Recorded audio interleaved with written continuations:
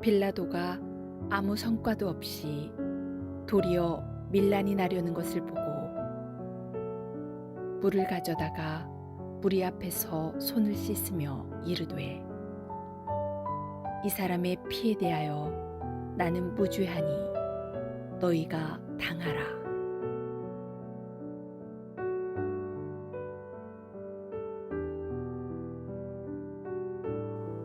예수님은 산헤드린 공회에서 신문받고 사형 언도를 받았습니다.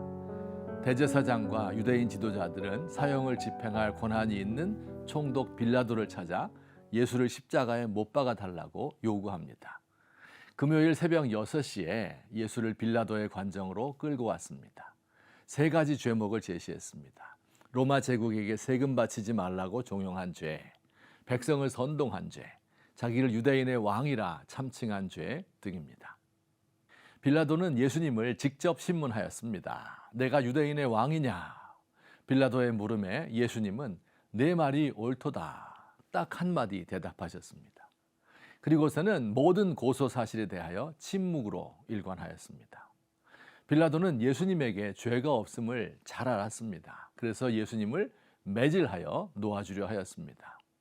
마침 재판 중에 아내로부터 전갈이 왔습니다. 아내가 새벽에 악몽을 꾸었는데 꿈에서 이 예수 때문에 고생을 많이 하였다는 것입니다. 예수는 무죄한 사람이니 그를 풀어주어야 한다는 것입니다. 더욱 고민되었습니다. 묘수가 떠올랐습니다. 6월절 명절이니 죄수 한 사람을 놓아주자고 백성들에게 제안해보자. 악질 살인강도 바라바나 예수님, 이 둘 중 누구를 놓아줄지 백성들에게 물으면 아마 예수님을 놓아주자고 할 것이다. 그러나 웬걸 백성들은 바라바를 놓아주고 예수를 십자가에 못 박으라고 외쳤습니다. 유대인 지도자들의 사주를 받은 것입니다. 언제는 호산나 찬송하리로다 하면서 왕으로 모시더니 이제 십자가에 못 박으라고 외쳐대는 것입니다. 빌라도는 예수님에게 죄가 없는 줄 알았지만 백성들과 유대 지도자들의 성화를 견디지 못하고 십자가에 못 박혀 죽도록 넘겨주었습니다. 이때가 약 오전 8시쯤 되었고 1시간 뒤 예수님은 십자가에 못 박혔습니다.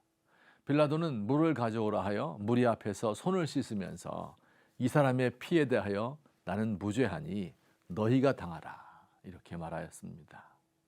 빌라도는 어떤 사람인가요? 희대의 악인이었을까요? 영원토록 저주받을 죄인인가요? 우리와는 전혀 다른 인종이었을까요?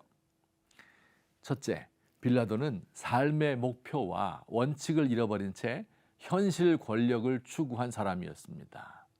빌라도는 유대 총독직을 수행하면서 법과 원칙보다는 과연 자기의 총독직을 유지할 수 있느냐 여기에 모든 것을 걸었습니다.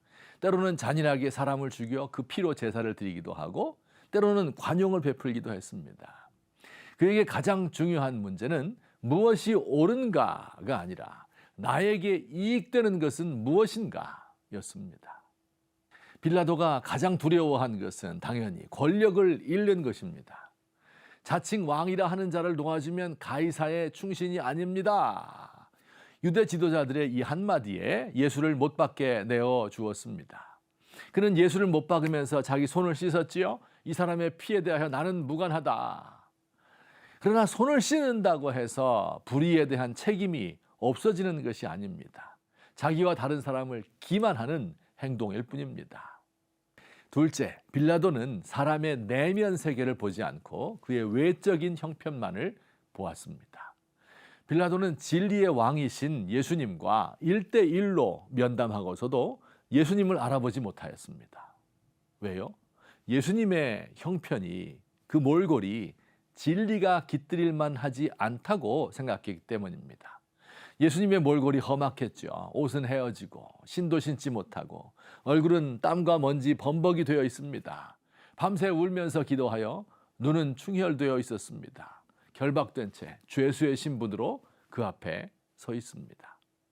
자신의 권력과 이익에 충실하던 현실주의자 빌라도의 최후는 어떠했을까요? 사마리아의 어떤 사기꾼이 백성들을 현혹했어요. 모세가 성막의 황금 기구를 숨긴 곳을 알고 있다고 말입니다. 군중들이 산기슭에 모였는데 그들 중 몇 사람은 무기를 휴대하고 있었습니다. 반란이 일어날까 두려워한 빌라도는 그들을 습격하여 잔인하게 살해하였습니다. 사마리아인들은 이 억울한 사실을 황제에게 호소했고 빌라도는 면직되고 말았습니다. 옥고를 겪다가 사형 언도를 받고 사형 집행 직전에 자살함으로 그의 일생을 마쳤습니다.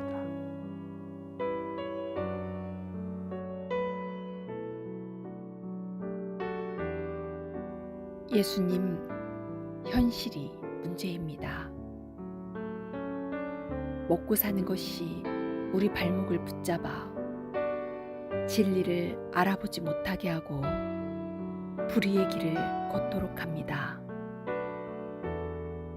주님, 우리 대한민국을 불쌍히 여겨주세요. 우리 그리스도인부터라도 이계 쪽이 아닌 의로운 쪽을 선택하게 해주세요.